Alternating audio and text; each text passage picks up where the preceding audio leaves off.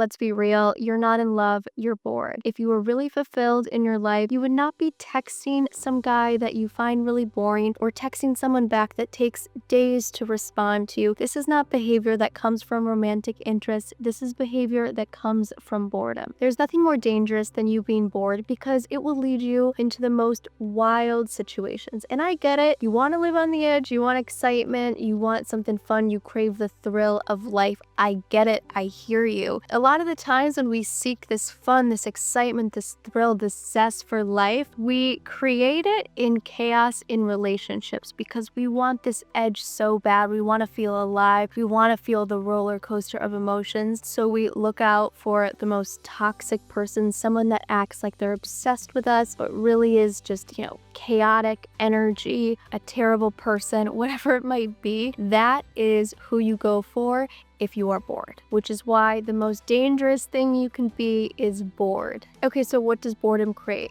Boredom creates chaos-seeking behavior because you want that edge, you want that thrill, you want to feel something more. So you might text an ex, you might unblock someone that really should remain blocked, you might get into all sorts of weird situations. I don't even need to say it. You already know what weird situation you're thinking of that you've gotten into simply because you're bored. Here's the great thing about all the chaotic things that you've been manifesting because of boredom. A very powerful person uses boredom to create chaos. So if you've created chaotic situations, relationships, whatever it might be, congratulations, you're very powerful. You've gotten that confirmation. Now let's rechannel this a bit. The only reason you're bored is because you're not living in your purpose and you're not doing what you're supposed to be doing. And at some level, you know this. And that is why you are using all of these little ways to distract yourself, because the idea of distracting yourself with some chaotic relationship might feel more normal to you than simply being yourself and doing whatever it is that you feel called to do. And I don't know what that is for you, but you know what it is for you.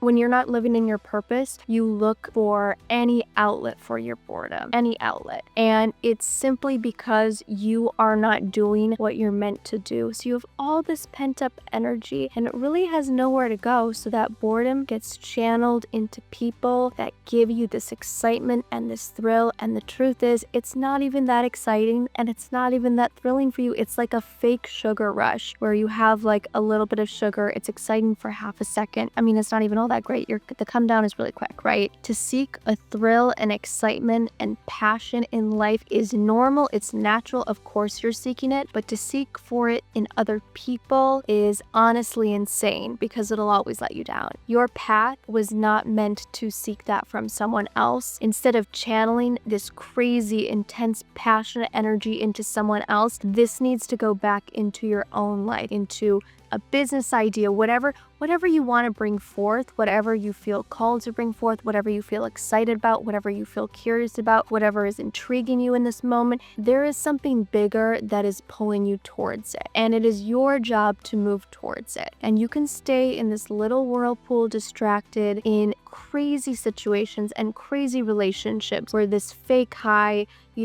it's kind of fun for a second, but the thrill you get into living your life and doing what it is and being on purpose and doing what it is you came here to do, that is the highest level of excitement, and it's the only excitement that you actually crave. You're just looking for this excitement in other things, in other people, and it will never work. Have I done this? It gets the best of us, truly. I've done this probably 1,000,001 times, so if this is you right now, don't worry. It was probably me last week. This is something that I have to catch myself on all the time. It's just an ongoing, not battle, it's not a battle at all, but it's an ongoing thing. You're like, oh, there's something I just did there. I created chaos. What was I not doing in my life that I felt the need to create a chaotic moment in a relationship? So really the biggest and the only alternative here is to create your own thrill. I've already brought up maybe, starting a business, doing something that you're passionate about, doing something you're excited about. Maybe that's not a business for you. Maybe that's creating art. Maybe that's traveling somewhere. Maybe that's just wearing a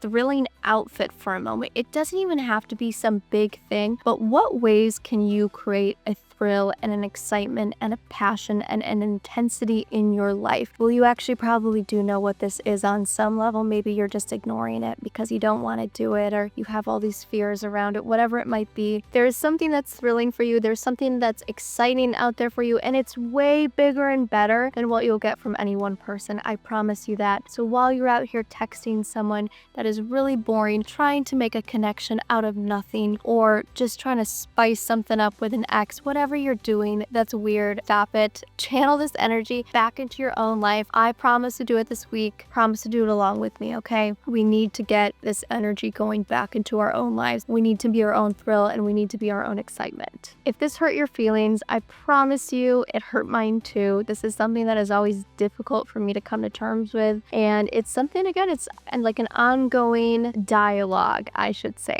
that I have with myself, where I'm catching myself going off and having to re-steer onto course. Anyway, that is it for me. I'm wishing you the very best week, and I will talk to you very soon.